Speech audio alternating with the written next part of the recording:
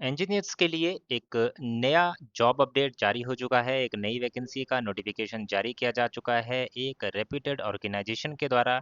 तो अगर आप इस वैकेंसी के लिए एप्लीकेशन फॉर्म सबमिट करना चाहते हैं, इसमें इंटरेस्टेड हैं, तो इस वीडियो को एंड तक ज़रूर देखिएगा ताकि इसकी पूरी डिटेल आपको अच्छे से समझ आ सके और आपका एलिजिबिलिटी क्राइटेरिया आपको पूरी तरह से क्लियर हो सके। अब यहाँ पे सबसे पहले तो मैं बताना चाहूँगा, ये वैकेंसीज़ हैं यहाँ पर जूनियर इंजीनियर्स के लिए, और यानी कि जेई के लिए ये वैकेंसीज़ जारी की गई हैं।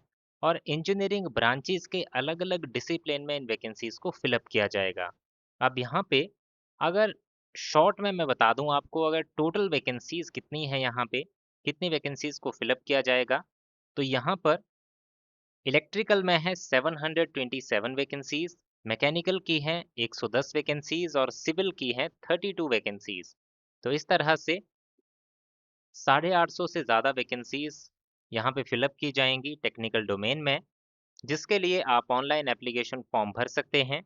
एलिजिबिलिटी की बात करें, कौन कौन से कैंडिडेट यहाँ पे एप्लीकेशन फॉर्म सबमिट कर सकते हैं, तो यहाँ पर जो एप्लीकेशन फॉर्म है जूनियर इंजीनियर की पोस्ट के लिए, इलेक्ट्रिकल डोमेन की अगर बात करें तो इलेक्ट्रिकल डोमेन में ऐसे कैंडिडेट एप्लीकेशन फॉर्म भर सकते हैं जिन्होंने 4 साल का ग्रेजुएशन किया है इंजीनियरिंग में एज अ रेगुलर स्टूडेंट या फिर एएमआईई, और ब्रांचेज एलिजिबल हैं electrical, electrical and electronics, electrical, instrumentation and control, power system and high voltage, power electronics, power engineering. और इसके इक्विवेलेंट कोई ब्रांच है वो इलेक्ट्रिकल डिसिप्लिन में एप्लीकेशन फॉर्म जेई की पोस्ट के लिए सबमिट कर सकते हैं।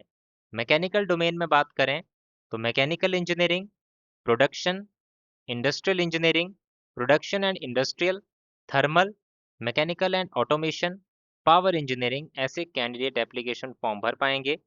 और सिविल डिसिप्लिन में बात करें तो आपने स्ट्रक्चरल इंजीनियरिंग या फिर सिविल कंस्ट्रक्शन इंजीनियरिंग या फिर सिविल इंजीनियरिंग, इनमें से किसी एक में अपना जो ग्रेजुएशन डिग्री है वो आपने किया होना चाहिए। तो यहाँ पर ये अगर आपका एलिजिबिलिटी क्राइटेरिया पूरा है तो आप एप्लीकेशन फॉर्म भर सकते हैं। इसमें जो आपकी स्टार्टिंग सैलरी रहेगी, तो इसमें आपकी स्टार्टिंग सैलरी 70,000 रुपये से लेके 90,000 रुपये के बीच में स्टार्टिंग मंथली सैलरी जो है होने वाली है। तो इसमें आप बात करें कि किस डिपार्टमेंट के द्वारा ये रिक्रूटमेंट का नोटिफिकेशन जारी किया गया है, तो ये जारी किया गया है राजस्थान राज्य विद्युत उत्पादन निगम लिमिटेड के द्वारा। और इनके द्वारा जो अलग अलग 5 ऑर्गेनाइजेशंस हैं, उनमें इस रिक्रूटमेंट को कंडक्ट किया जाएगा और उनमें इन वैकेंसीज को फिलअप किया जाएगा।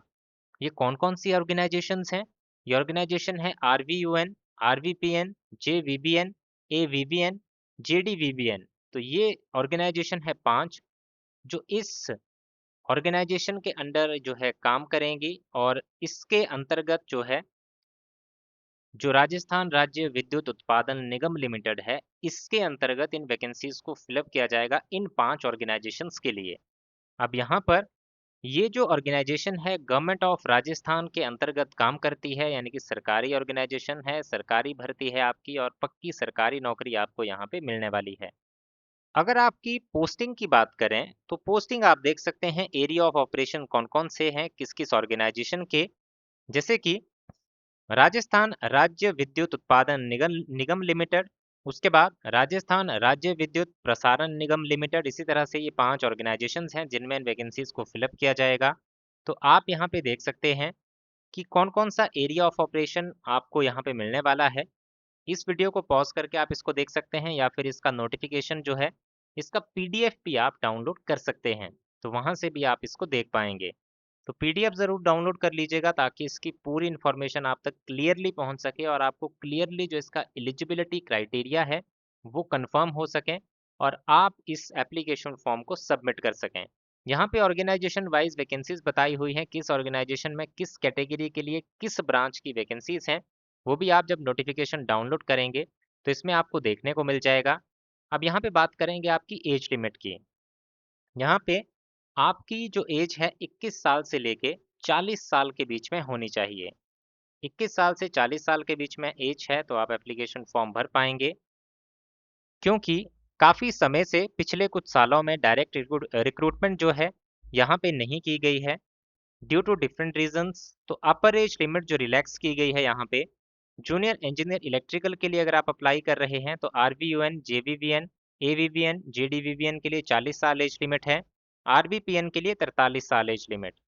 जो मैकेनिकल ब्रांच की वैकेंसी है उसमें RVUN के लिए 40 साल एज लिमिट रखी गई है और जूनियर इंजीनियर सिविल के लिए RVVPN में 43 साल एज लिमिट क्राइटेरिया रखा गया है। तो अगर आप इन ऑर्गेनाइजेशंस में अप्लाई कर रहे हैं और आपकी ब्रांच में एज रिलैक्सेशन है तो आप इस एज रिलैक्सेशन का बेनिफिट जो है वो ले सकते हैं।